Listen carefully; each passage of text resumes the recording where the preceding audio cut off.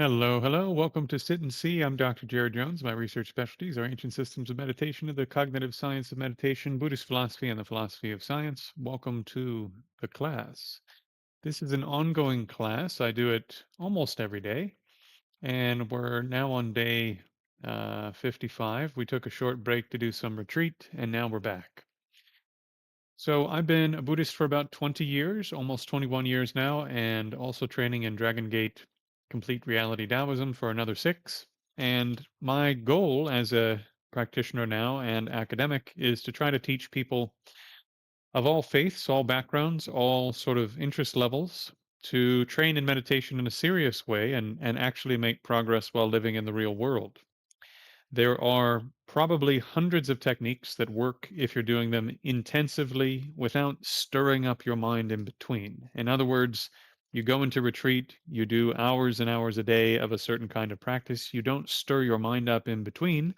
And my goodness, there are any number of techniques that could work for training the mind in concentration, for example, using the breath, using a mantra, mm, kind of you name it. Those are the two most common, which is why I bring them up. But when you start talking about how do you do this in the real world where you might be stirring your mind up in between because you have a job, because you have relationships, because you have responsibilities in your community, well, you need some other techniques that allow you to get more of your practice into real life as a person living in the real world.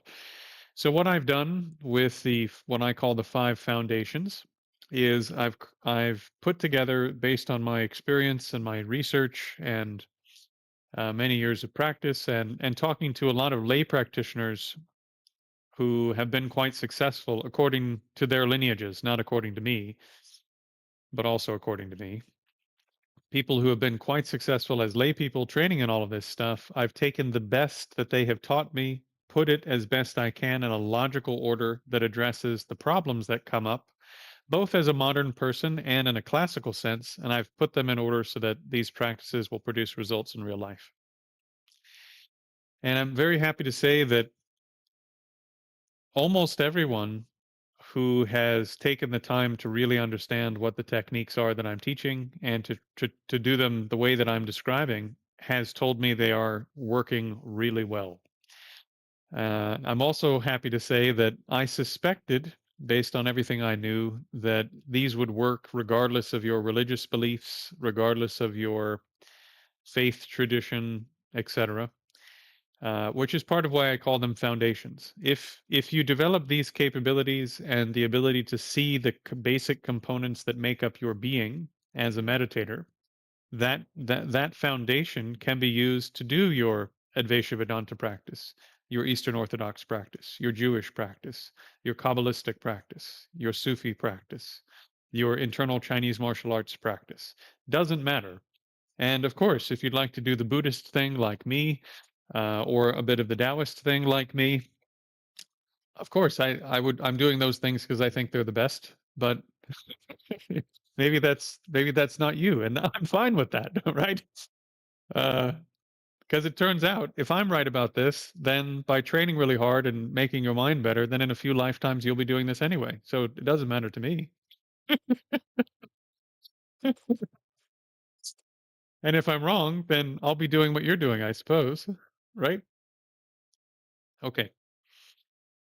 So during the first 20 minutes or so of this class, give or take, I like to take questions about people's personal practice. So if you're lurking, please do hop in if you have questions about your personal practice. And while I'm waiting on questions to come in, I will drone on as I am wont to do about whatever's on my mind. So what's on my mind today is I had a lovely chat with Neil. Neil is an internal martial artist who holds a very rare lineage of Shaolin practice that is basically a complete practice for transforming the body, transforming the energy system, and training in meditation. And I'm working with him, which is the link in the chat, Lohan Palm, to document this system and to make it available to people en masse. So that's what Lohan Palm training is all about, making the body perfect for meditation, making the energy system perfect for meditation, while also giving you a huge number of other benefits, like being able to defend yourself just in case, you know? Because if you die, you can't carry on with your practice. So it's good to be able to defend yourself. And so on and so forth. Earth Wombat, welcome back. Good to see you. Glad to have you. We will be doing some practice today, I promise. um, so in terms of the Lohan Palm, since we're still in waiting for people to arrive mode, the codes that I have in the chat, first 50 would get you 50% off the first 3 months if you're one of the first 50 people to sign up for the Lohan course. First 50 year, if you signed up for the yearly course, you already get one free month on the yearly subscription. But in addition to that, you'll get the first 3 months half off on top of that. So that's pretty cool. So if you're interested in something, like if you've been thinking about doing yoga for a while, if you've been thinking about doing some martial arts for a while, whatever, to support your meditation practice, check out the Lohan Palm system. I'm going to be integrating my techniques into his curriculum. We've already had a long conversation about this and roughly sorted out how to bring it in so that you'll be training in my techniques to support your training in the Lohan system and to support your training in the meditative aspects of the system eventually. Yeah. So the my stuff and his stuff will be working quite well together. Right. What else, my friends? So today I'm thinking we'll do some Foundation 1, which is um, basically it's a type of breath practice. It's a type of really intensive breath practice.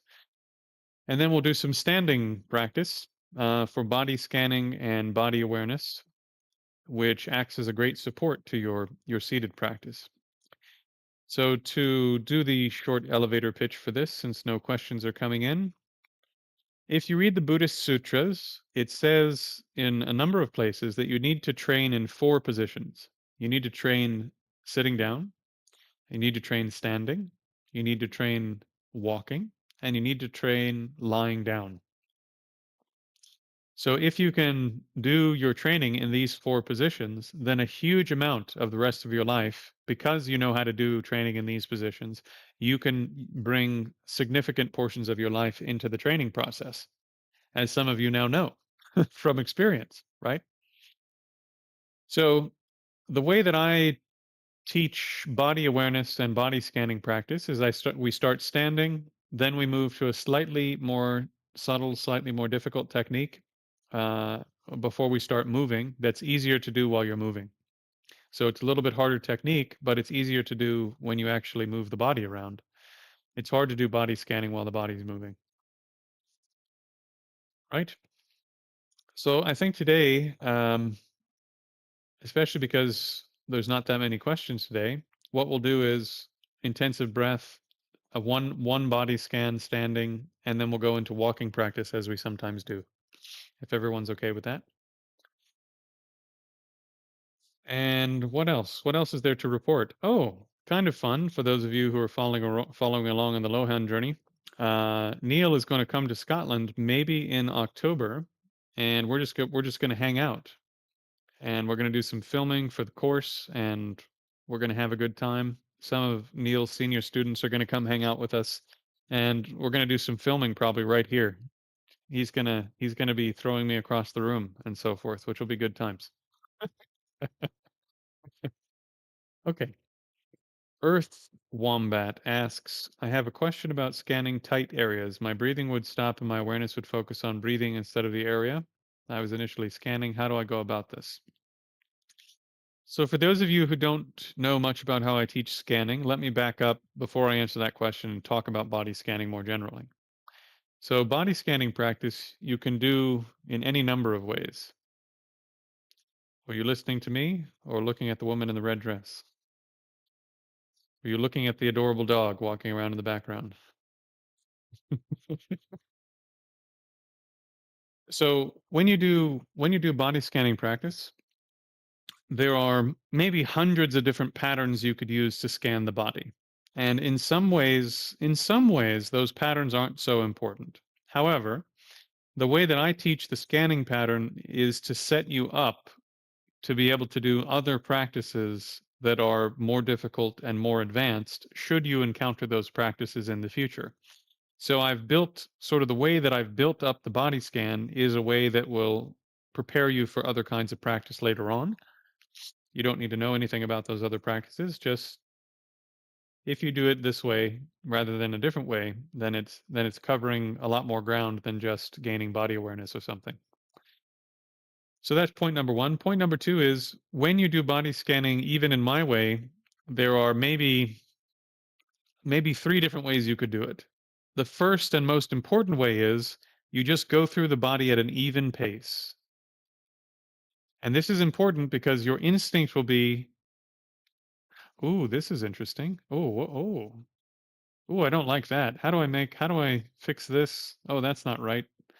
Oh, what is this? Is my forearm like this? Are there bones in there? What is going on?" So instead of actually just abiding in concentration on each part, you'll get in there and analyze it and react to it and try to make stuff happen in it. And that's not meditation.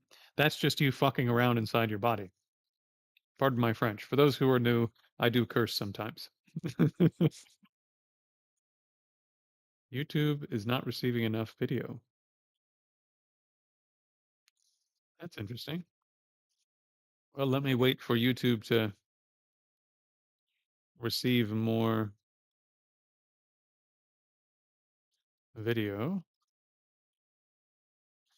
Let's see. What can I close that might reduce the bandwidth usage?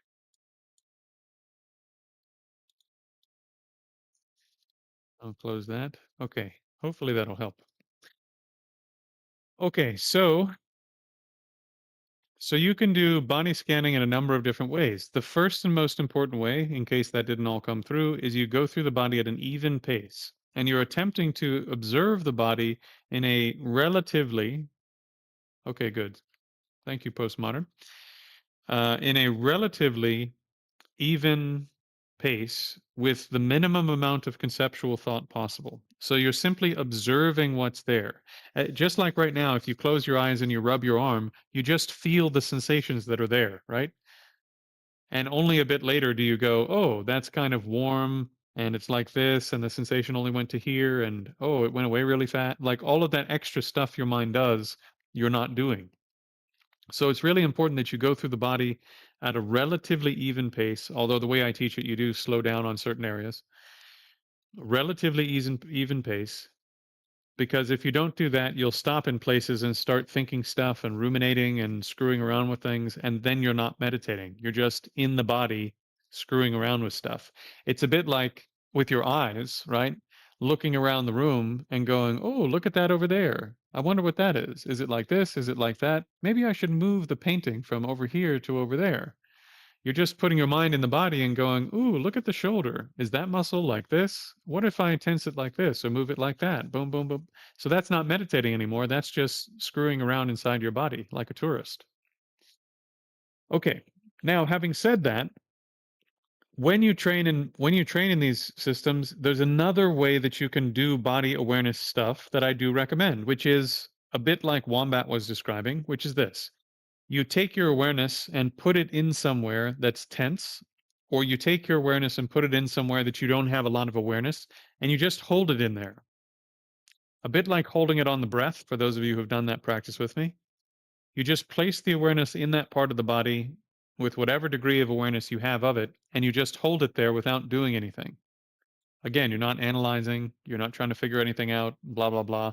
You're just holding all of the bandwidth of the awareness in that part of the body. Now, if you're finding this is a bit more advanced, so don't worry about this for those of you who are relatively new. But if you're finding that your breath is getting so slow that it's starting to stop, all that means is that your concentration is getting better. So your breath will slow down probably to somewhere between 10 breaths and 10 breaths and 1 breath a minute when you have pretty good concentration. And at first, it will seem the breath will get so slow, it will seem like your breath has stopped. But actually, it's just gotten so slow, You don't notice it anymore. You can't tell that it's there. All right. Um, so in the beginning, that's distracting because when the breathing slows down or stops or almost stops, your mind starts to go, "Oh, what if I stop breathing? I'm going to die." And then your mind turns to the breathing and starts watching all of that to make sure that you don't die. And so you have to just learn to keep your awareness where you put it and not worry about what the breath is doing if you unless you're working with your breath, right? So there's no secret trick to that. You just have to keep the awareness where you put it. And if the breathing stops, the breathing stops. Or if the breathing becomes so slow that with the amount of bandwidth that's left over after you put the attention here, there's not enough bandwidth because the breath is so slow, right? The breath is 1 per minute or 2 per minute or 4 per minute or whatever. It's so slow coming in and out with the amount of bandwidth you've devoted to the rest of the body, that's too subtle for you to notice now. So it seems to you like you're not breathing anymore, but it's actually quite hard to make the breathing stop entirely. You have to have really, really good concentration for it to stop entirely. And one of my teachers even says that actually what happens is your breath just gets so slow, it would be basically impossible to measure it, but it's still happening. It's just happening extremely slow. All right, let's see. Yeah, looks like no more questions in the chat for now. So the third method of body scanning or body awareness practice is if you're doing a sort of scanning meditation, you decide ahead of time that you're going to go through, and that when you get to somewhere where there's not enough awareness and you can't tell what's going on, that you'll stop and hold the awareness there and then carry on. Does that make sense? So whatever you have decided to do ahead of time in the session, do that because we're training your mind to do what you told it to do for the first time in your life. Normally, your mind just does whatever the hell it wants. When you train in meditation, you're teaching your mind to listen to what you told it to do, right? To behave. The word they use quite often in the text is to become tame. Think about it, right? What is it if you had a dog that's really good? Like my dog. Watch. Hi, dog. Come here. You're gonna show off. You're gonna show off. Come here. Come here. Up. Down. Rise. Go. That a boy. Yeah, a boy. Get up. Come on. Get up.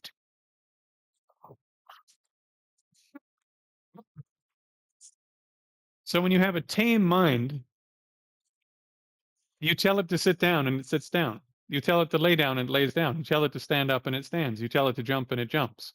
So if you told your mind, I'd like you to scan the body, please, and go at an even pace, except for the areas where my teacher told me I should linger for a little bit.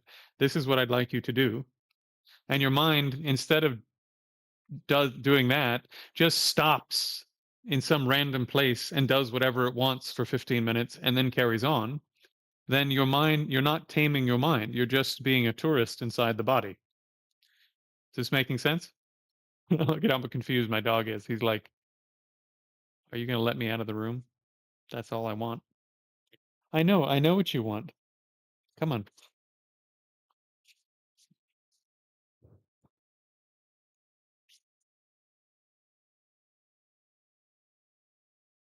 So if you've set your intent during your session to scan at an even pace, then scan at an even pace. If you set your intent to let the mind marinate in a certain part of the body, and that's what you're going to do during that session, I'm going to look in the shoulder where I can't see anything. Then I'm going to look down here in the flank where I can't see anything. Then I'm going to look at my knee where I can't see anything. Then I'm going to look at the three middle toes. I can see this one and this one, but I can't see where these are. I'm going to place my mind basically in all the dark areas, and I'm going to do a scan like that. Or I'm going to scan at an even pace until I get to one of these dark areas, like the three toes that are in the middle, right? You can usually feel this one and you can feel this one, and these are a little bit sketchy, especially these two for some reason, right? For most people, is what I've heard. So You can do it like that, but whatever you've decided to do is what you should do. Don't change your mind halfway through and do something else. This is important because you're training your intent. Okay? Okay, hopefully that helps. All right. Let's do some practice.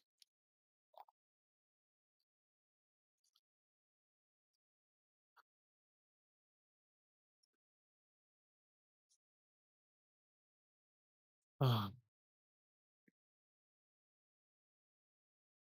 right. So, if you're relatively near the beginning, which is most folks, then it doesn't actually matter too much what you do with your body, except that your spine you want relatively straight. And when I say straight, I don't mean that you go like this, like a military person does.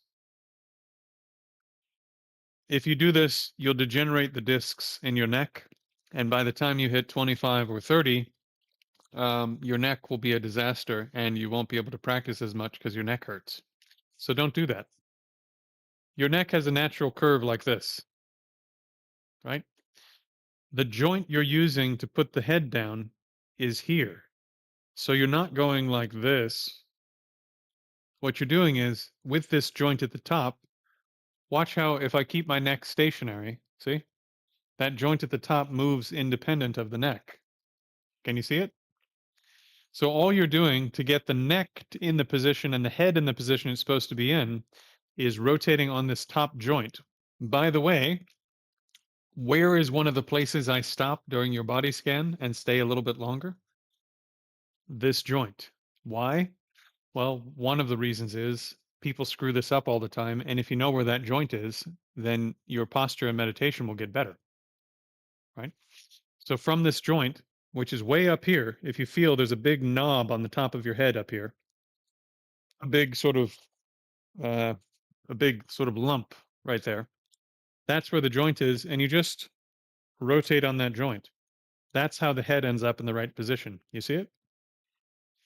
Now, once you've rotated on that joint, the chest, the chest you don't want to be like this because then, again, the middle part of your back has a natural curve like this.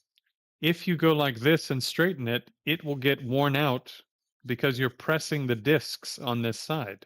And you have to use a bunch of muscles to hold the spine upright in that unnatural position. It's meant to rest like this. And then you have the neck on top of it going the other way. So it can flex like this. That's how it's meant to live. And then guess what? The lower back is doing this. So you have three of these sort of springy curves on top of each other. So to get your posture to be really natural and easy, what happens with the soft tissue in my neck when on this joint, I just lower the head, it just stretches that tissue slightly like this, just slightly. Now with my chest, if I don't lift it like this and I just leave it how it is, because there's tissue that runs down the back like this from the neck, when I lower that, I grab it. And if you get good awareness of the body, you'll feel it. You grab that part in the middle and you're actually grabbing the upper part of the spine when you just lower the head like this on that upper joint. So you grab the neck and the upper part of the spine and you're just stretching it ever so slightly by lowering the chin, which is quite interesting because now that stretchiness is holding up the upper part of the body. So, how do you connect that tiny bit of stretchiness to the thing you're sitting on? It's easier to show standing up. You also get to see my big belly, which is nice. So, you can see there's a natural curve in the back. So, if I take this natural curve, and here's my tailbone pointing kind of this way, right? And I just lower the tailbone slightly so that it's now pointing down instead of pointing this way. I'm not pointing it this way, like this, which would then curl my lower back, right? I'm just taking it from this position to exaggerate to this position where it's underneath me. Same thing. When you do that, it slightly stretches that white tissue and connective tissue on the bottom of the spine. which stops right here where the next bit of connective tissue goes up from the middle of the back up to the top of the head.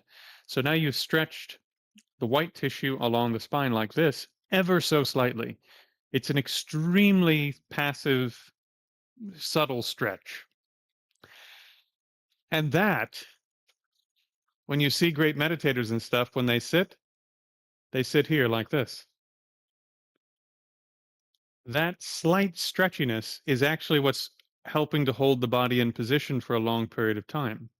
Just that tiny bit of stretch, which is quite interesting.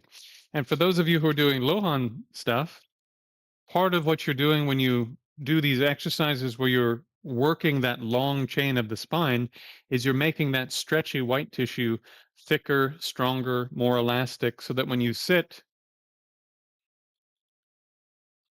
it holds you up, right? Okay. So the most important bit for your seated practice, the rest of it is sort of, it will make a difference, but in the beginning, it doesn't make that much difference. So I don't worry too much about it for most people. At some point, stuff will happen and it will make a, like Earth, we've talked about the thing with the tongue. At some point, it makes sense to start doing other things with your body, but in the beginning, sort of like focus on the main thing. So just get the spine ever so slightly stretched by lowering the head and taking the tailbone and just taking it from this position to basically facing downwards so that the bottom of the spine stretches ever so slightly. You feel that? Now, if you lean back, you might even feel that it's almost like a trampoline, right? That stretchiness makes the body sort of, right? It sort of wants to bounce if you go backwards, and it resists falling forwards naturally because it's stretched open like this. So it doesn't want to collapse and it doesn't want to move forward, which does what? Holds you in place. So through this tiny motion, you've now held the body in place. And I can tell you because I've done practice where you have to sit for 3 or 4 hours at a time, right? That this little detail helps a lot. It really does. I mean, you need a lot of other stuff to be able to sit that long and be comfortable. And, speaking honestly, even I'm not comfortable sitting that long, even though I can do it. But these other practices, like from Lohan, for example, they make the body more comfortable to be able to sit for those kinds of periods of time. Okay, so we've just ever so slightly stretched the spine. So now our spine's in the right position, which is the most important bit. So now next, welcome, sweet and sour. Welcome, oats. Welcome. So now next, place the attention on the breath, and we're going to do intensive breath meditation. So just breathe in naturally. If you have trouble finding where the most sensations of the breath are, you can breathe in a little more heavily.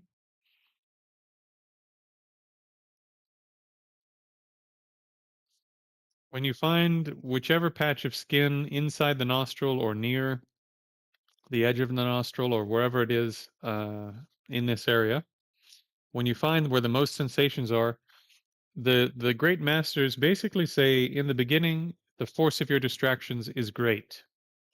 Therefore, you need to meet it with intent, force of mind that is equally great, equally great. And so to do this, you have to bring the entire force of your being as if everything in your life is riding on it, and rip as much of your attention from the rest of your five senses and your mind as possible and place it on the breath. So this shouldn't be relaxing. One of my students, I was very happy today, had a call and he said, I was doing intensive breath meditation. When I got done, I was sweating. And I said, perfect. And he said, the first few times in particular, I was really tired afterwards. I said, perfect. Why? Because it's a workout.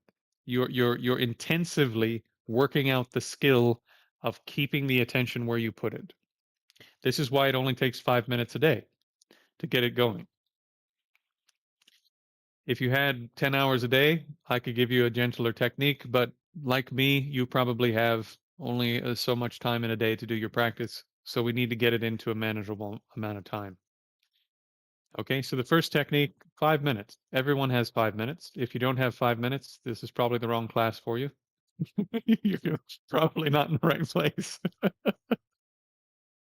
All right, so place the mind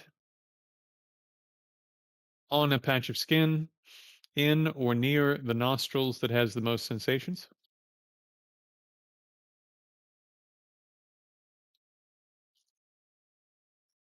Don't imagine anything. Don't visualize anything. Don't try to figure anything out. Don't use any words to describe what's happening.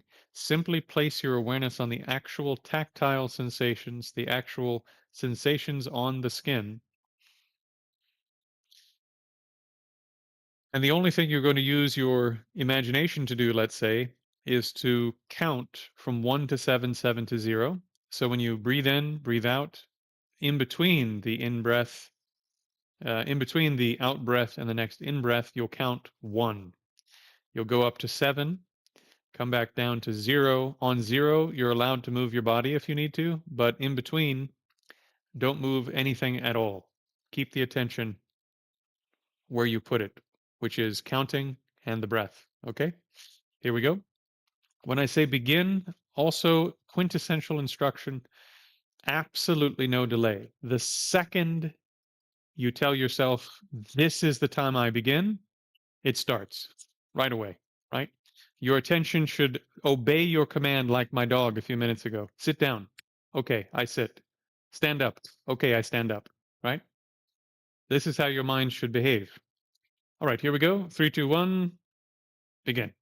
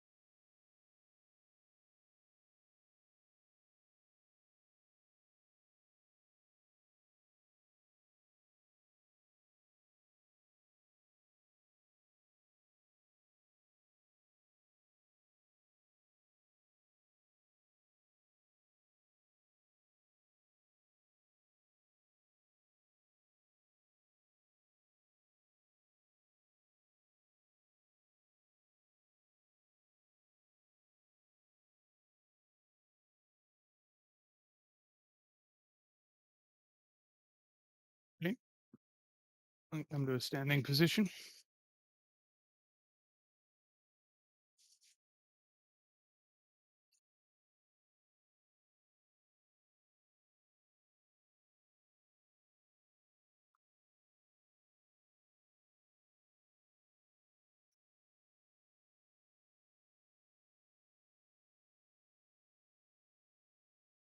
Okay. So in a standing position.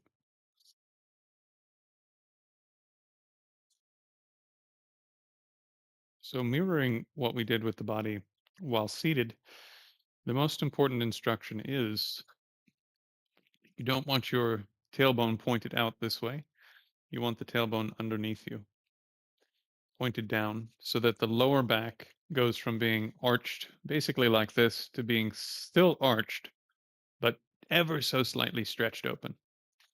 Same thing, top of the head.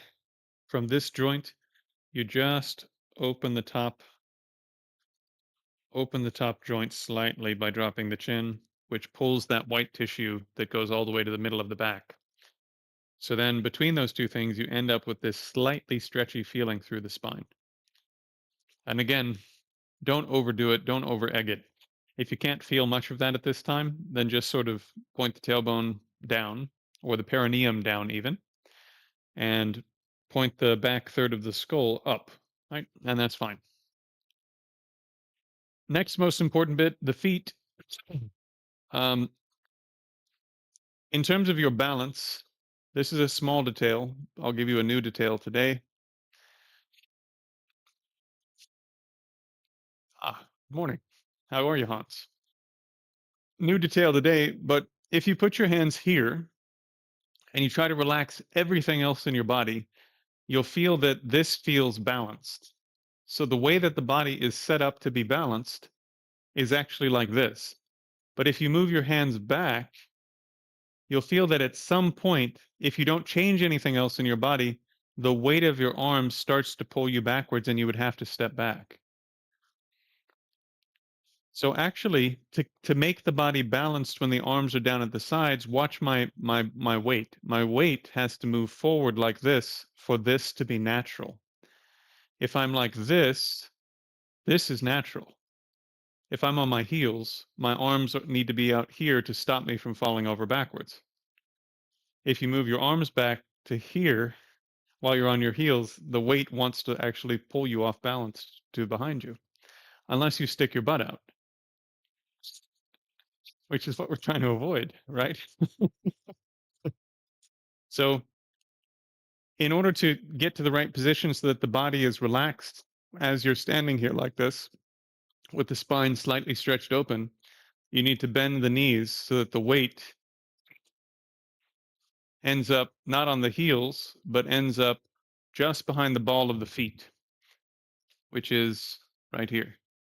If that's my big toe, that's my next toe, and that's the ball of my foot. It's about right here. So you're not standing here on your toes and on the ball of the foot. You're standing here. Does that make sense? And sort of like you did with the spine, you'll notice that by the time, and you can stand there now, you'll notice that when by the time you get here, the foot is slightly stretched, right? And because the foot is slightly stretched, the calf ends up being slightly stretched. And because you've taken your hips and you've put them this way, this ends up ever so slightly stretched, which then connects into, through your hips, the stretch in the spine, which means that your base that's holding you up is now this slightly stretched thing that comes all the way up to the back of your to the top of your head, actually. You see it? So that's the structure that you're now standing on, which in the beginning will be uncomfortable and weird. In the long run, it'll allow you to stand pretty comfortably actually for 45 minutes or an hour. If you tried to stand 45 minutes or an hour without proper posture, you'd get uncomfortable and you'd have to wiggle around. So this is the standing version of having proper meditative posture with all the points and everything that some of you might know. So now we're standing here with slightly stretched, slightly stretched, slightly stretched spine all the way up to here. How do we get the arm involved? Well, you get the arm involved by taking the elbow and just ever so slightly flaring it out. It's not much. It's like a couple of inches. And you'll feel that starts to pull on the tissue of the arm like this, and that gets it to about here. If you let the arm hang and just ever so slightly bring the arms out, you'll feel that now there's this slight stretch that comes through the arms. Can any of you feel that?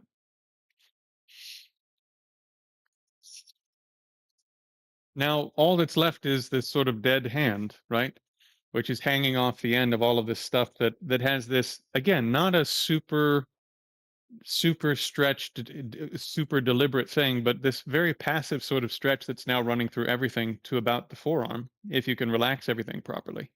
And all that's left is the hand that's now just sort of dangling there. It's not really stretched. It's just sort of, you know, probably like this. So to get the hand involved, I'm going to try to do this as best as I can on the camera. Here's just sort of my, let's say, my dead hand with nothing going on. I just ever so gently reach out as if I'm pressing on something from my fingertips, right? One way to sort of simulate this, if you want to get detail on this for just a moment, is take your other hand like this and put weight, use your 5 fingers to put weight on top of this hand and try to get rid of all the extra tension that's required to just barely hold that extra weight on your fingers.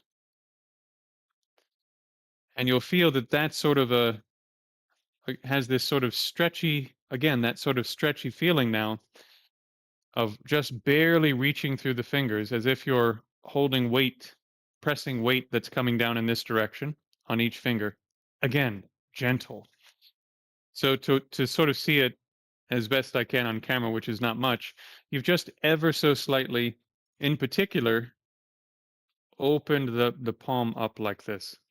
And if I do it sort of properly on camera, you can see the whole hand actually expands and gets bigger. You see this? So can you do that today? Probably not. But the key point is you have ever so slightly stretched the hand open, and now it's connected to the stretchiness that runs through all the way to the forearm. It's now getting to the fingertips. One way to test this is if you're in this sort of stretchy feeling now, which hopefully you guys are, if you just bounce and it feels like every part of you is sort of carrying the elasticity of that bounce, and that elasticity doesn't really get stuck anywhere as it goes up your body, that ripple, right?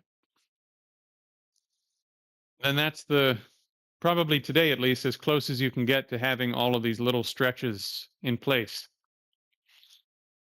Okay, so now we're standing and we have the ability, hopefully, even though the feet will get uncomfortable and the legs will get uncomfortable standing because you're not used to the posture yet. This posture will allow you to stand, I can tell you from experience, for 45 minutes or an hour pretty comfortably once you get used to the posture. So now the final detail, what do you do with these hands?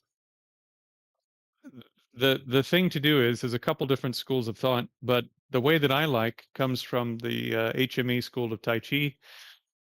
This is the Huang system of Yang style Tai Chi. It works quite well.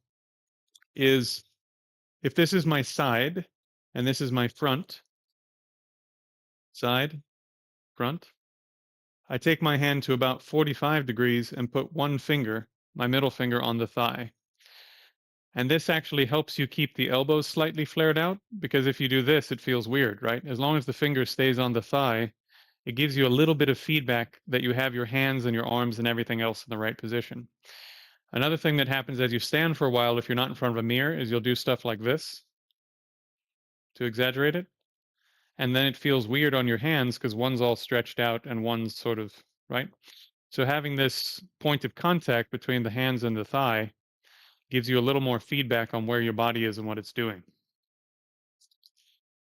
And then you also don't end up going like this, right? You keep the elbows ever so slightly flared out like so, just a little bit. Okay, so now we're here. Now we'll start our body scan. You can go up or down. I like to teach it from the bottom up. So we'll start with big pieces today since we've done a lot of extracurricular explanation. So start with your feet. Get your awareness into all of your toes, just all of them at once, all 10 toes. Then the balls of your feet, the arches of your feet, the heels, into the ankles, into the calves, into the knees, into the lower thigh, into the upper thigh.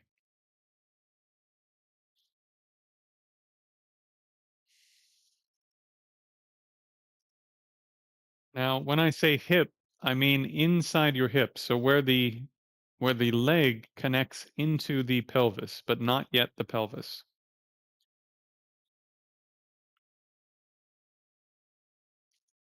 Now the front of your pelvis,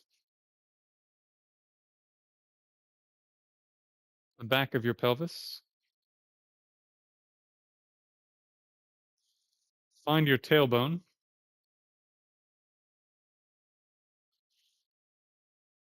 anus, perineum,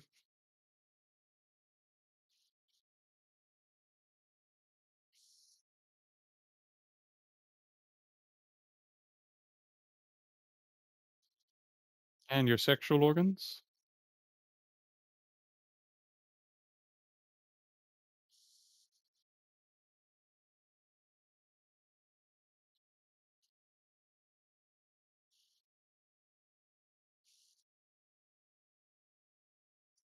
Now, just above the back of your hips, feel where the top of your hips are. About 3 inches, 4 inches. That whole ring of tissue that goes around the entire body, that's your waist. So bring your awareness to the whole, what I would call the waist belt, the belt of tissue going around your waist. It's about 3 or 4 inches wide. Then bring your awareness to the next ring of tissue just above that. Again, maybe 4 or 5 inches wide. I call this the diaphragm belt. So it's from your solar plexus down to the top of your waist in the front. So just draw a line mentally around the middle portion of the body and be aware of that. Next, move your awareness up to the chest. So all that's left, if you imagine you had no arms, just the chest, the upper chest cavity itself. Put your awareness into the entire ring, so the chest belt, right? The entire ring of the chest.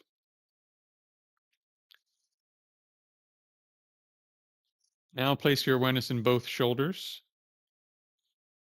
and briefly go through the components of the shoulder in terms of directions. So the top of the shoulders, front of the shoulders, side of the shoulders, back of the shoulders, including the scapula or shoulder blades, and the armpits.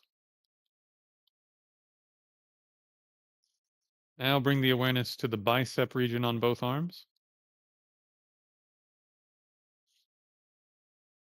elbows, forearms, wrists, the palms and the back of your hands. Now the first knuckle joint on all your fingers, second knuckle joint on all your fingers, third knuckle joint on all your fingers, and your fingertips.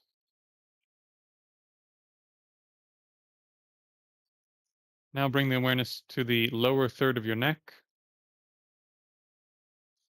middle third, upper third,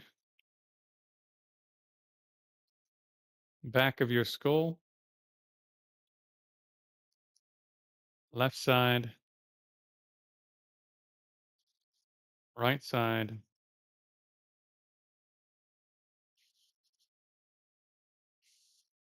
ear, your other ear, and your forehead.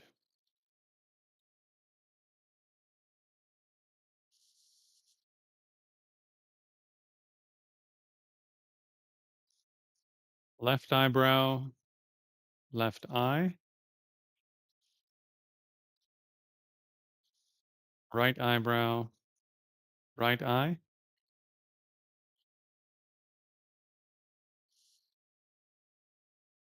your nose, left cheek, right cheek, your upper lip, lower lip, and your chin, and then your top lip. So the actual lips now, your lower lip, the skin inside your mouth, and your teeth, roof of the mouth, under your tongue, and your tongue. Move from the tip of the tongue, following it backwards until you find your throat, and then just be aware of your throat.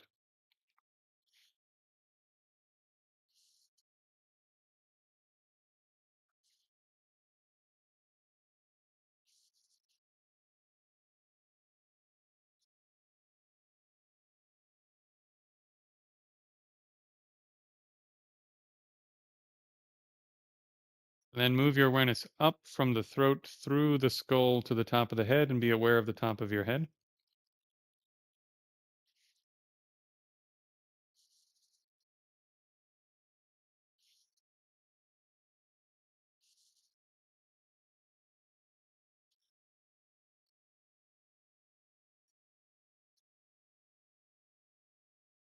Stretch the awareness from the top of the head now without losing the top of the head. Stretch the awareness down from there to both of your hands and be aware of both of your hands and the top of your head. One more time, move to the top of your head, stretch down to your feet. Now be aware of top of your head, both hands, both feet. This is called 5 points meditation.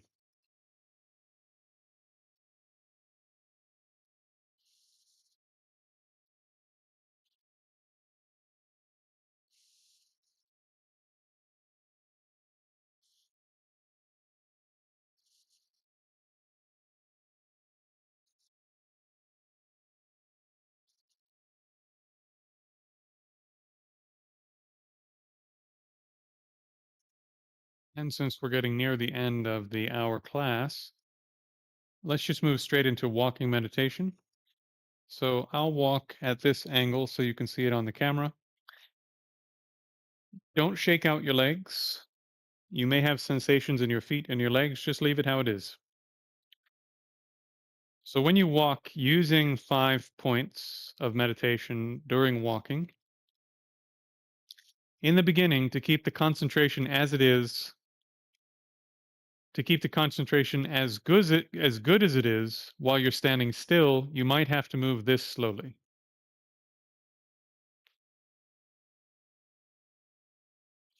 And if this is as fast as you can go without losing the 5 points, that's fine. And maybe you lose the 5 points. If you do, then stop. Okay, there's my head, stretching it down. There's my hands, stretching it down. There's my feet. Okay, I have it again. Okay, now I'm taking a step. 5 points. Still have it. Still have it. Nope, there it goes. Okay, hold on. There's my hands. There's my feet. Okay, taking a step. Right? However many times you need to reset and however slow you need to go is fine. Quality over quantity. Don't do more just to do more. Only do the speed you can actually keep the concentration as good as when you were standing still. Otherwise, you'll never be able to do it going full speed. So as you get better, you'll be able to walk sort of like this, and you can maintain 5 points, which is almost full speed, right? And then at some point, you'll be able to walk as if you're going somewhere and maintaining the 5 points. And so at home, as you do this practice, you can slowly increase your speed, but same thing. If you see me stop on camera like this while we're doing this practice, it's because I've lost one of the points and I have to reestablish it just like you, right? So go whatever speed you can and stop if you need to reset. Okay? Does that make sense? All right. I've been doing this for a couple weeks, so I'm going to go the speed that I can go, but go as slow as you need to go. All right?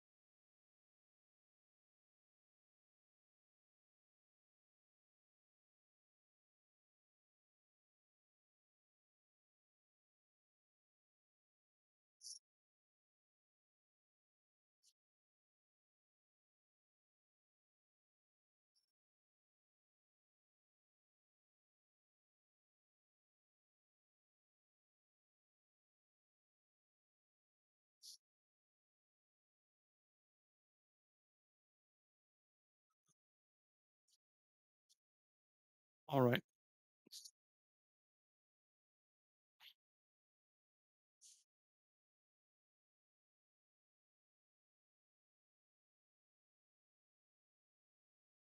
Good, good. Questions?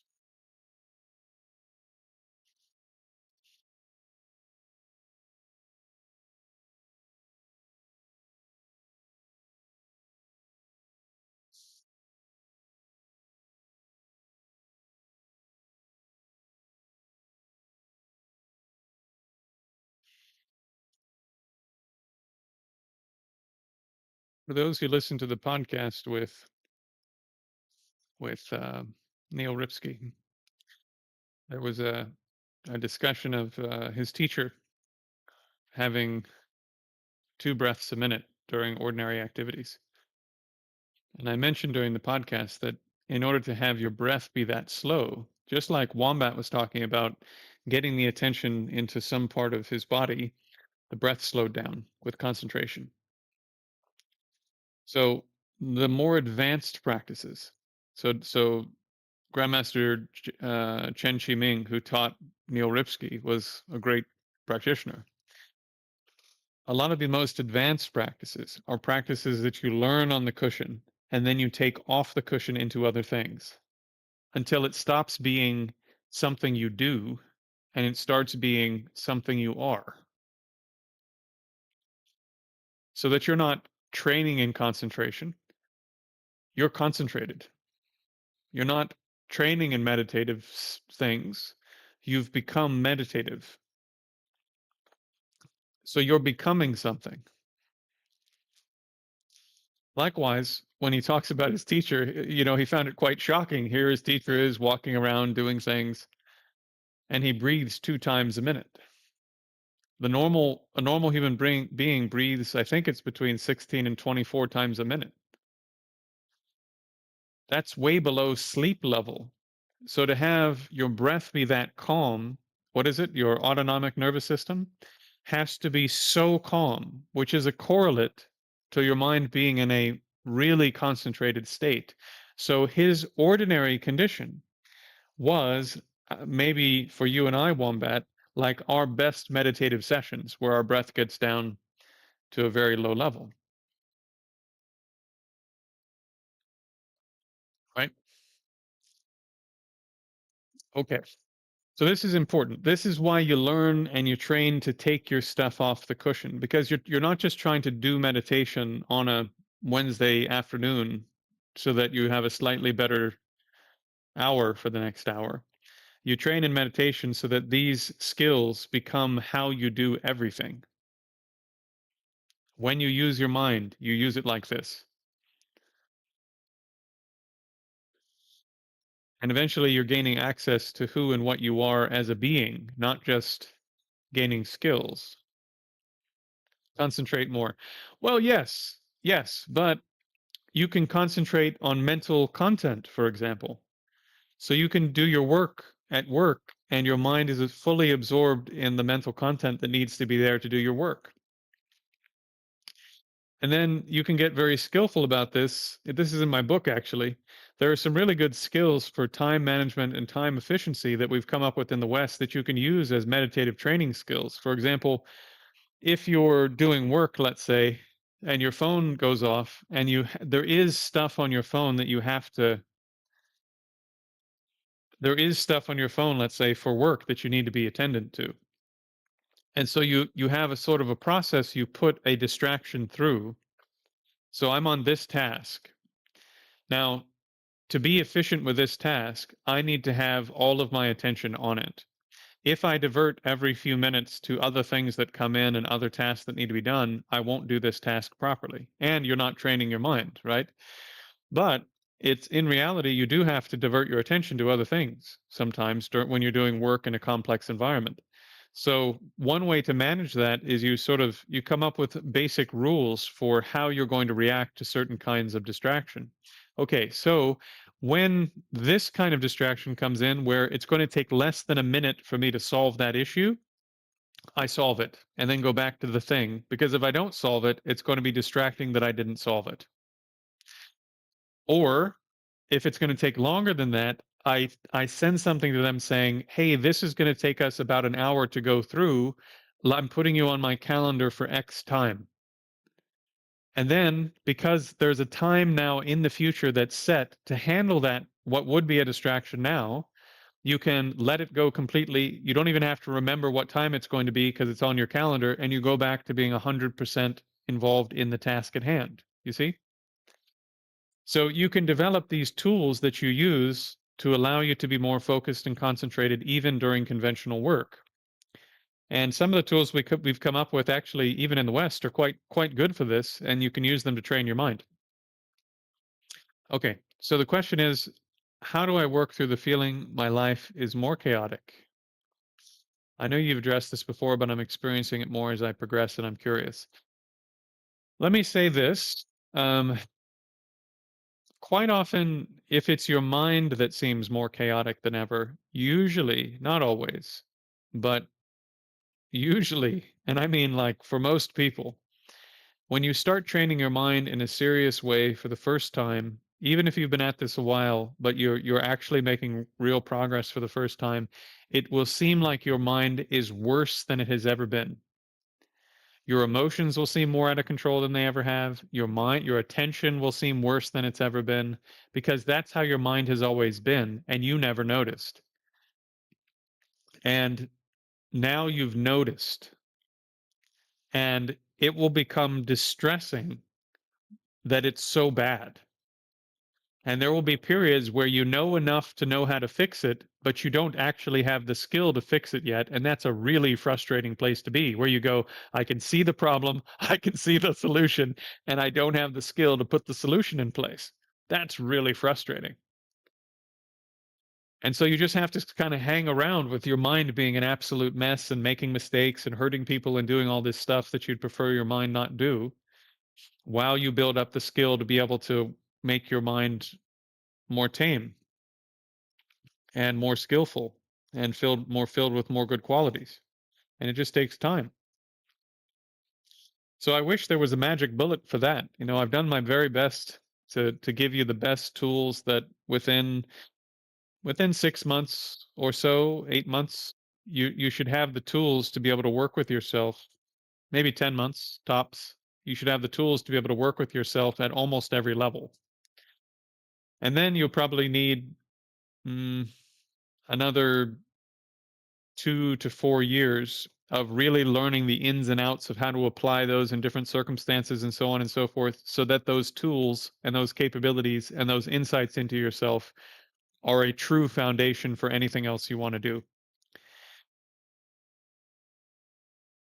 So, unfortunately, I wish I could say, hey, yes, here's the way to make it all be better. But, sometimes life really is just hard if you're living in the real world. And sometimes it is more chaotic than ever.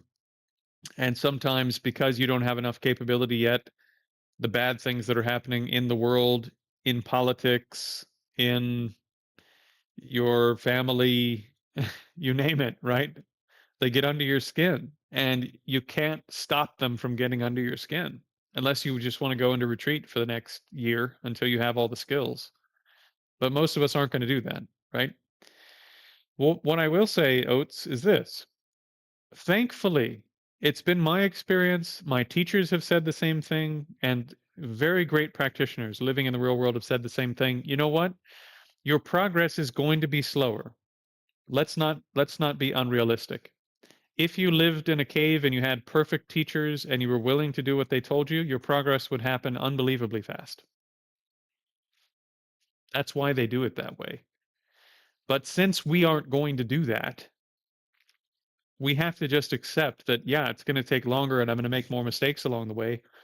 But legitimately and truly, I have met great beings. I mean, truly great beings, like the stories you've heard about, reading the sutras and reading religious texts, that live in the real world and have real jobs and have families and run companies and do all sorts of things, like be involved in politics and so on and so forth. And what they tell me is that if you do it in the world, it takes longer, but also the results are very stable because you've done it under difficult circumstances.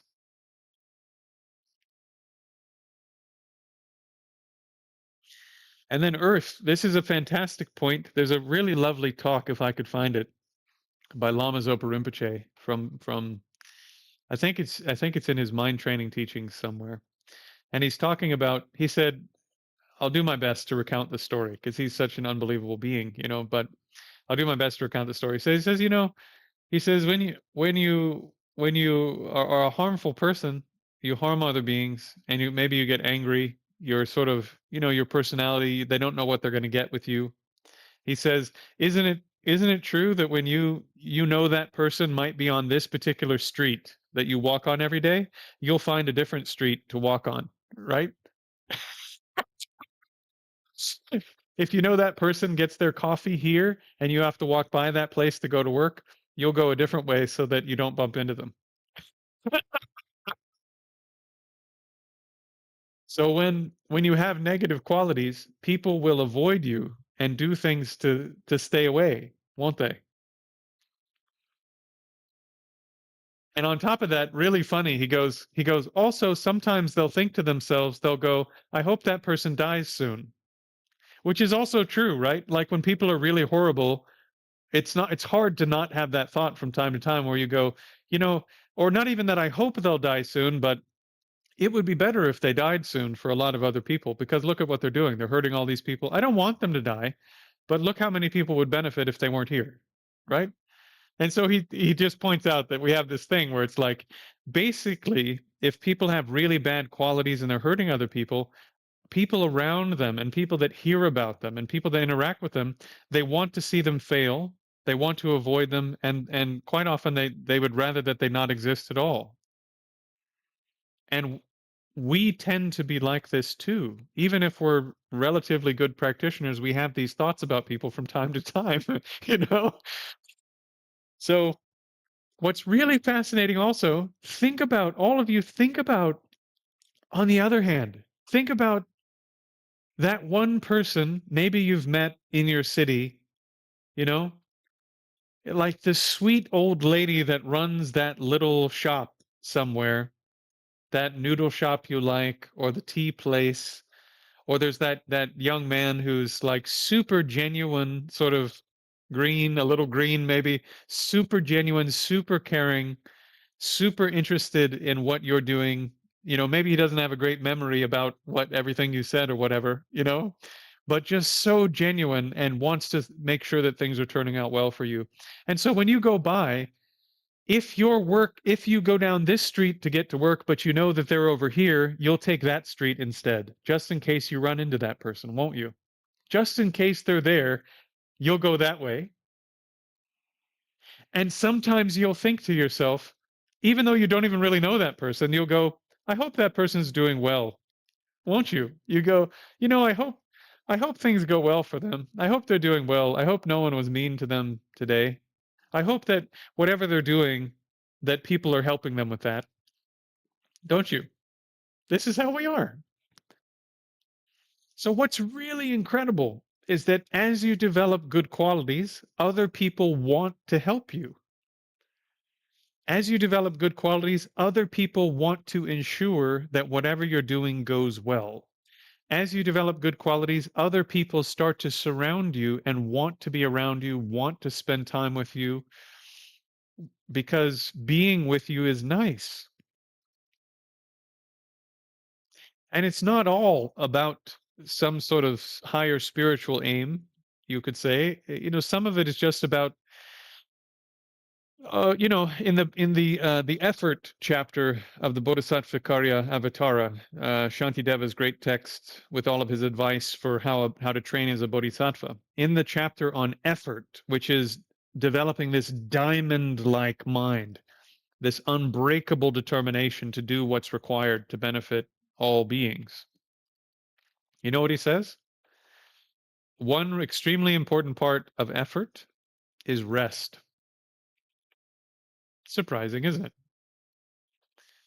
That's not the advice you'd think would be in there. If you want to have absolutely unbreakable a steel will, you need to be able to rest properly. So Neil, in something that an article he wrote, put it really well. And this comes out of the Lohan idea of balancing things. He said you have to have this balance where, for example, you put in unbelievable effort. You're willing to put in 2 hours a day on your training and then do stuff with people and then do your study and then go to work and then do this and then help this person who wanted a thing done and then somebody at work, boom, boom, boom, boom, boom. Right? Look what up. Oh, yes, I can. So yeah. Um, yes, I will. I'll put it in the chat in a minute. So he said basically you have to have this balance between, for example, these activities that refresh you, that make you feel totally renewed, and these really intensive practices that you do that are quite serious. And having this balance, I know, sweet and sour, you need to get more sleep. You're like me. You just never go to bed. So you've got to have this balance between totally conventional types of enjoyment, like gathering with people you like and enjoying the holidays and watching a movie together. I don't know what your things are. Maybe you like Dungeons and Dragons. Maybe you like some video games. Maybe you like television. Maybe you like hanging out with people and talking about widgets. I don't know. Whatever your thing is that makes you feel totally refreshed, doing a little bit of that, and in particular having these sort of times and so forth with holidays and gathering with people and just all these things that make you feel renewed are actually part of generating full effort consistently, because to generate effort consistently you need to be refreshed, you need to be rested, you need to be full of energy. So after being full of energy, you need a period where you recover and you do things that make you more refreshed, and then you come back again full of energy. And that's a sustainable cycle of activities. You see it? So this is really important for maintaining the effort of your practice and your training. Is before you have a lot of bliss from samadhi and so on in particular, you need to be able to balance what you're doing so that you don't burn yourself out.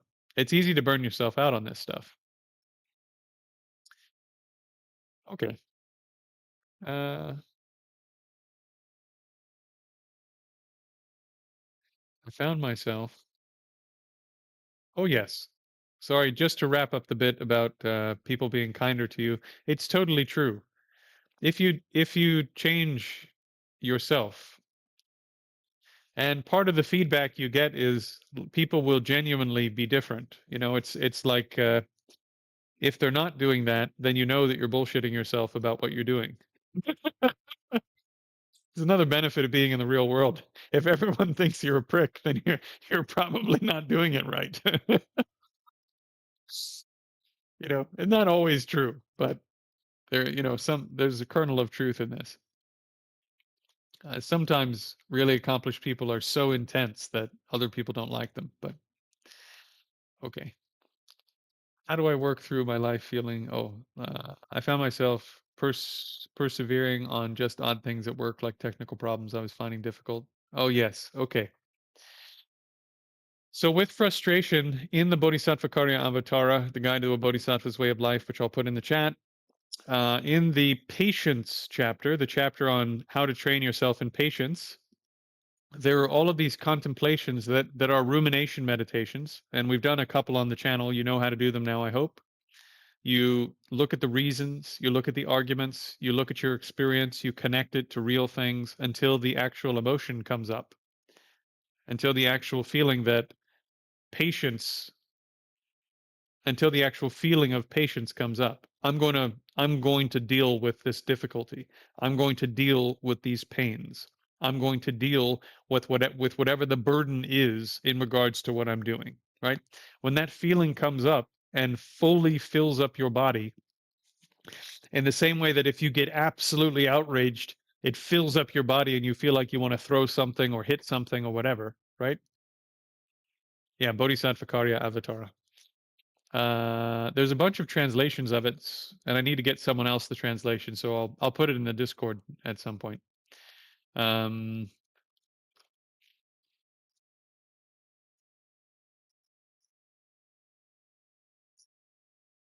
Some of the translations aren't that good. Some of them are really good. So let me find a good one and I'll put it on the book list in the Discord. Right. So these are ruminations. So you look at the arguments, you look at the reasons, and then you also try to connect it to real stuff that's happened in your life. So, for example, you look at a time when you got frustrated, and then it made you not be able to complete the task that was important to complete, right? Until the attitude shifts and you go, wow, if this pattern carries on, I won't accomplish things of meaning. I won't succeed in my work, which means I won't advance in my work the way that I should, which means that all these other things that are related to what I want to happen, like having the resources to be able to do my training. I'd like to be able to take 3 months every year and just go on retreat. How the hell am I going to do that without money? So I need to have my career working properly so that I have enough money to go into retreat. If you're a layperson, sorry, your training is going to cost you some money, right? So if there are these things you want to do in terms of your training, you have to sort your finances out, right? So you connect the arguments of this frustration is actually like my worst enemy. Even some people that don't like me very much wouldn't sabotage me at my career and make it so that I couldn't pursue my spiritual practice. That would be horrifying to them. And yet, this frustration that's in my mind is doing that all the time. This frustration is like an unbelievable enemy living right here under my nose. So you develop these attitudes that the frustration is absolutely horrifically bad and I can't follow it when it comes up. And you also develop the feeling that, you know what? Just to sort of briefly do this contemplation, you know what? Think about this. Isn't it true that everything worth doing will require some pain? Isn't that true? Isn't it true that worth doing will require some sacrifice of resources of some kind? Time, energy, money. Isn't that true? Isn't it true that most things worth doing will require you to learn new things that you didn't want to learn, don't want to do, aren't your deep interest, and that you find boring? Isn't that true? If all of that's true, then to accomplish anything of great meaning, great purpose, great value for yourself and others, you have to overcome the boredom and frustration that comes along with and pain that comes along with doing things of great meaning. And if the feeling comes up, oh, you know what? It really is like that. Maybe even the hair rises on your arms. I don't know if you can see it, right? The hair raises on your arms. Your whole body fills up with the feeling that that's right. That's 100% right. See? That's 100% right. If I want something of meaning, I have to be willing to give up time, energy, money, resources. I have to be willing to endure pain. I have to be willing to endure mind numbing, absolute, soul crushing boredom. I have to be willing to take on whatever burden is required. You know, sweet and sour, you'll like this. What's the second character in Gong Fu?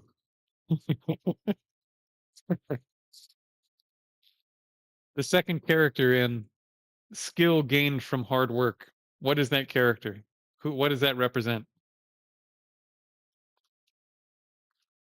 You have to be willing to take on the pain, the difficulty, the loss. Otherwise, how are you going to accomplish anything of meaning? How are you going to accomplish anything that brings value to yourself? How are you going to accomplish anything that brings value to others in any lasting, meaningful sense? So this frustration is worse than your worst enemy. It wants you to fail at your job. It wants you to fail at your relationships. It wants you to do nothing of meaning and purpose. It wants you to make no progress of any significant measure in your spiritual practice. Are you going to listen to that person? So this feeling should come up. I'm definitely, when that frustration, that boredom comes up, I'm not listening to that. I know where that goes. And on top of that, if I want these things, I must face the pain, the difficulty, the boredom, the sacrifice. So the second character in Gong Fu is like a little person, I believe. And I don't know, maybe Sweet and Sour can put it on the screen. But it's the symbol for a person. And they have oh yeah, so no, effort has I think is similar. But the at least hold on, let me see if I can find it.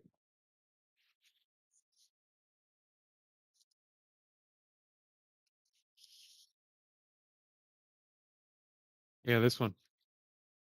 Husband, this one. So it's a little person carrying something on their back. Oh, wait, did that go through the chat or no? Did YouTube squelch it? Oh, why is it doing that? Oh yeah, yeah, yeah. Sorry, if you hover over it, it has the character, but YouTube is automatically translating it, which is weird. Anyways, you can see it's a little person, and and the little man is carrying something on his back. Yeah. All right, Hans. See you later. So, like this, you have to have drive, determination. And so, if this feeling through the contemplation comes up, if you want to make it more powerful, now think about a time where you faced up to difficulty, you faced up to pain, and you accomplished something of meaning. Think about a time right now like that. Can you think of one?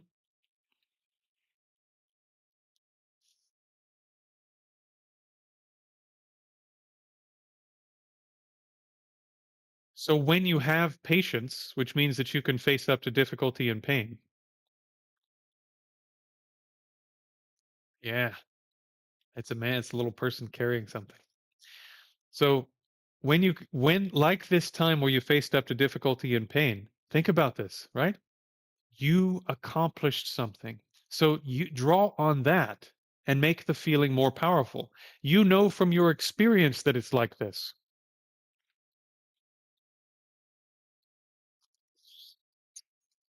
So you want to make this feeling of patience so powerful that it fills you up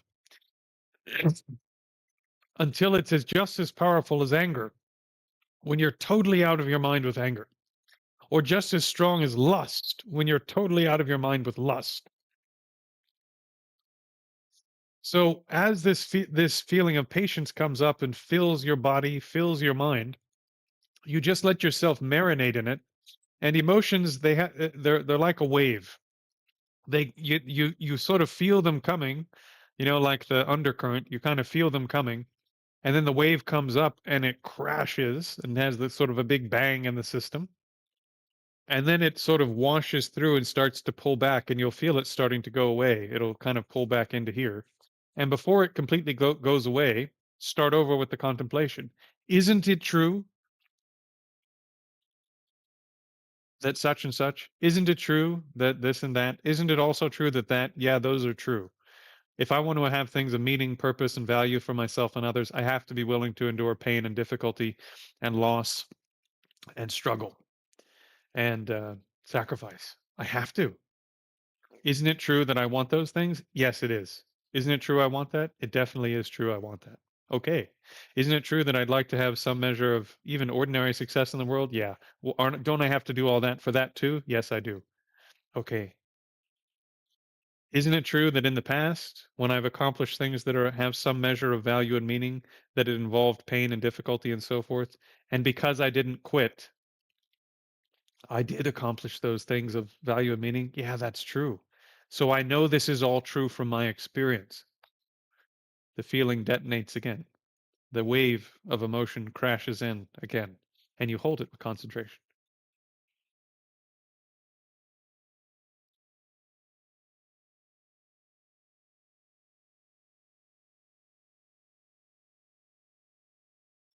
So, like this is called rumination meditation. It's a precursor to Vipassana meditation, where you're learning how to analyze using discernment, the mental factor of discernment. You're learning how to analyze things using logic and observation, and in this case, also past experience, until you come to some new conclusion about them based on how things actually are, not based upon imagining things or hoping for things or, right? Visualizing your future to manifest it or the other weird shit people do these days. You, if you want a different future, change the unit that is heading into the future. If you'd like your life to turn out differently than it looks like it's going now, change the person who's going forward in the life. Because tomorrow, if you're more patient, your life will be different than it was if you were less patient. Tomorrow, if you're more loving, it will be different than if you were less loving. Tomorrow, if you're more focused, and so on and so on and so on. You see it?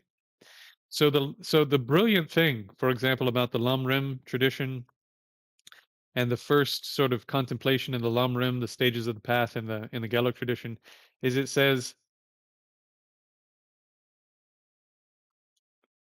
one of the incredible qualities of this life, of having a human life like the one we have now, is that you can basically control the outcome that you'd like to have moving forward. My pet dog can't do that because he can't change his internal makeup to change how things are going to happen for him in the future. As smart as he is, and he's pretty smart.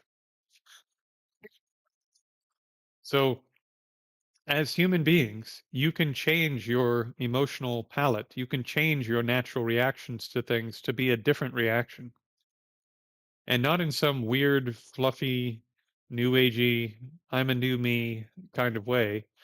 As we just did, you can start to replace an old emotion that doesn't work and doesn't do anything and hurts you and hurts other people and replace it with something that works until you have completely different character as a person. And now this is how you are. Now you're a patient person who can endure difficulty and pain and loss. It's going to take some work to build up that kind of character, but you can do it. And because you're now that person, because you've done a lot of rumination, if frustration is your big problem, right? Then you should be doing this rumination to overcome that problem, because then that person will be moving forward instead of this frustrated person. And it's almost without a guarantee, almost a guarantee, although life can throw you a curveball. Certainly, if you are that person who rarely ever gets frustrated, and when somebody throws something on your plate at work, you go, okay, I got it. And then whatever you return to them is the work of someone who didn't get frustrated with the work. You see it? Now you're that guy or that girl. You're the guy or girl who got thrown a curveball and said, don't worry about it, I got it. And you're the guy or girl who did that work without becoming frustrated, overwhelmed, whatever, and brought it to completion with a high quality of mind. And that's what you turned in. Imagine doing that for the next 10 years.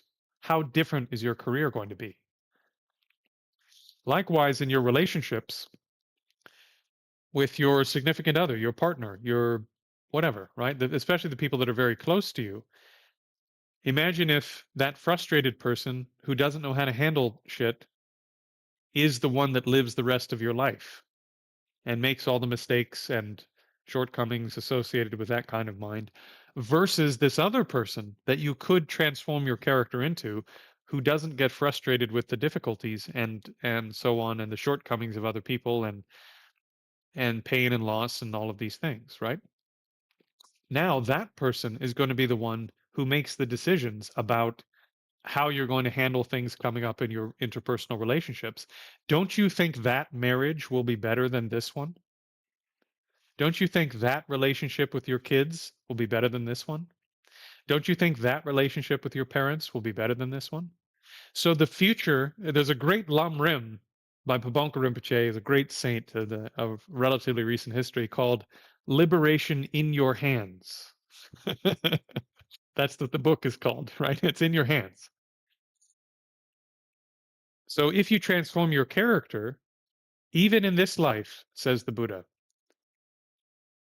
your all of these things start to work out better because you're better. You're not adding as much to the problems. And you're adding more and more to the solutions, both in a conventional sense and hopefully also eventually in an ultimate sense. You see it? Right. Well, that's the Dharma talk for the day. If frustration's your big problem, a couple people want this text actually to do contemplations on patience. So I'll put a good translation of the Bodhisattva Avatara in the Discord where I have the other books. I'll add it to that list. It's under, I think, resources or something. And then in addition to that, there's a really wonderful commentary through FPMT. Um, and I'll see if I can track that down if it's available somewhere. Because the way that the commentary, the text is a little bit skeletal. It's written in verse form, and the commentary makes things more clear. So if you use the combination of the text and the commentary and you build your own contemplation manual, this is what I recommend. As you study that and you go, oh, that point really makes me feel patient, or that point really makes me think that frustration is really bad. You take those 2 points, those 2 aspects that really move your mind, that really change your emotions, and you put them in a little document for yourself.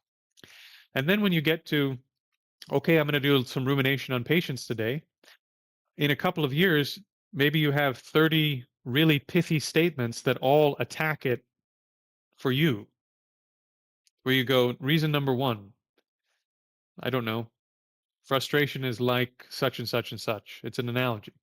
There was a lovely thing. This is on humility, not patience. But I was talking to a group of Sikhs today. And we were doing some meditation training, and they're teaching me about Sikhism. It's really nice.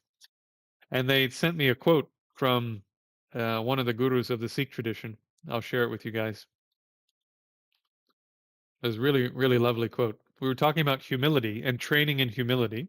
So we were talking about rumination on humility, and they said, "Oh, there's this wonderful analogy," and they sent me the text, and it says the lowly nim tree growing near the sandalwood tree becomes just like the sandalwood tree, but the bamboo tree, also growing near it, does not pick up its fragrance. It is too tall and proud. So they're talking here about there's a very short tree that because it grows so close to a sandalwood tree, it starts to smell like the sandalwood. But the bamboo growing right next to the sandalwood grows so tall, it's not close enough to pick up the aroma of the sandalwood because it's way too high. And like this, if you have a big arrogant attitude that's way above everyone else, then you won't pick up the aroma, so to speak, of great beings who are there emitting fragrance all the time. The fragrance of ethics, the fragrance of good character, the fragrance of concentration. So this is a sort of an analogy to being in the presence of your gurus and teachers and great beings. Isn't that nice? It's so nice. Us moderns might think it's a bit like, some things if you put vanilla in certain things, it doesn't smell like vanilla afterwards. But if you put vanilla inside sugar, then the sugar picks up the smell and the taste of the vanilla, right? But if you put it in a plastic container, it doesn't it doesn't taste like the vanilla. Just the plastic won't taste like it, right?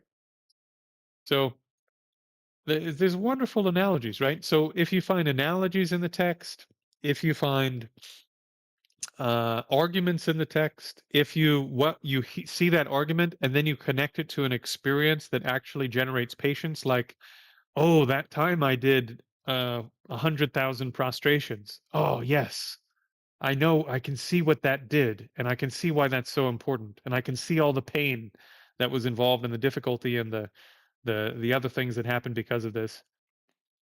it's so great that this happened. If I just gave into my frustration, my boredom, my whatever, I wouldn't have finished, but I did. And now that's in my mind. Now that having done that is now part of what makes me up as a being. Incredible. Like this, I need to have patience to accomplish more things that are meaningful, right? So whatever it is, you take all these little things and you put them in your little contemplation manual for patience. Does that make sense? This is what I recommend.